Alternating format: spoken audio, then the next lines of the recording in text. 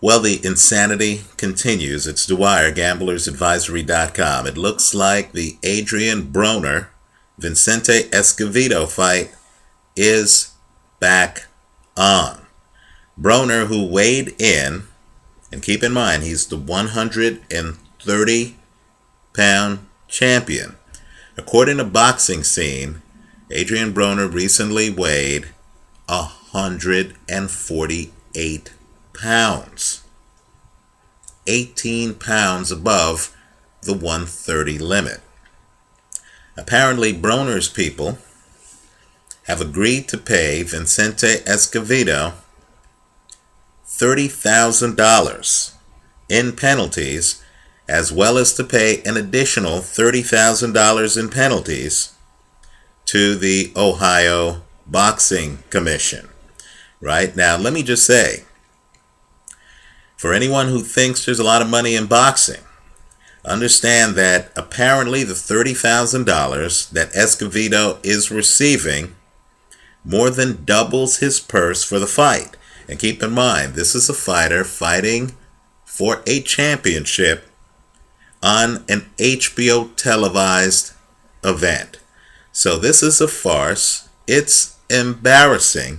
It's so embarrassing that apparently Broner's manager, Al Heyman, personally apologized to Vicente Escobedo for Broner's lack of professionalism. Now let me just say, I think this fight is closer than the Las Vegas casinos do. You now have questions about Broner's fitness. Broner has never gone 12 rounds. This fight is scheduled for 12 rounds. Escobedo has gone 12 rounds multiple times. If Escobedo, who is operating from a size disadvantage, can push this fight into the later rounds, I believe anything can happen. Right? I know Broner has a string of knockouts. Those were against opponents who, for whatever reason, fought Broner on their front foot. Escobedo is going to be on his back foot. Let me just say, too, that Escobedo is a hard-nosed 30-year-old vet. He might realize that being on his back foot dovetails perfectly into a plan to take Broner to a place he hasn't been, which are the later rounds, right? Also, earlier, I made a suggestion that Broner consider fighting Floyd Mayweather. I don't believe that tomorrow is promised anyone in boxing. I don't believe there's any such thing as a tune-up fight, right? I've seen too many fighters lose tune-up fights, for me to believe that any fight is safe. Just ask Victor Ortiz, who had a date with Saul Alvarez negated when he lost to Josecito Lopez, who wasn't even fighting at his proper weight. Right? And so my point is this: if Broner gets by Escobedo, and I don't believe that's a given, if he gets by Escobedo, and the bet I'm recommending, I've recommended it before, is Escobedo to win based on the odds. It's a value play, straddled against Broner from the 7th round on. I don't believe Broner, even an in-shape Broner, takes out Escobedo in the first 6 rounds of this fight. Well, if Broner gets by Escobedo, my point is simply this: Mayweather's 35 years old. He's not going to fight forever. Father Time is the only unbeaten champion. If you're Adrian Broner, especially since apparently you normally weigh 148, why not take that fight now? I've gotten suggestions that Broner take on others, Amir Khan and other people. All I'm saying is, if you're going to fight outside the weight class, why not go for the big fish, especially when you're a great defensive fighter? Let me make one other point. Everyone's saying, this is outrageous, Dwyer. You keep pushing for guys to change weights and stuff like that. Folks, if you haven't guessed it, the weight classes are a joke. What is Chavez Jr. doing fighting at 160?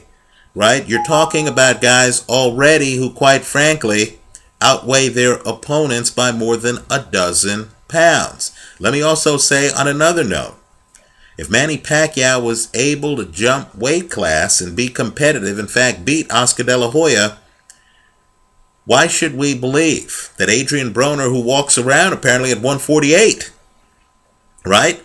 According to BoxingScene.com, why should we believe that Adrian Broner wouldn't at least be competitive against Floyd Mayweather? I actually think it's a low-risk fight for Broner, simply because if he loses, we'll say, well, Broner was jumping from 130, even though we know he's not, since he's fighting this fight at 148, right? We would say Broner's jumping up.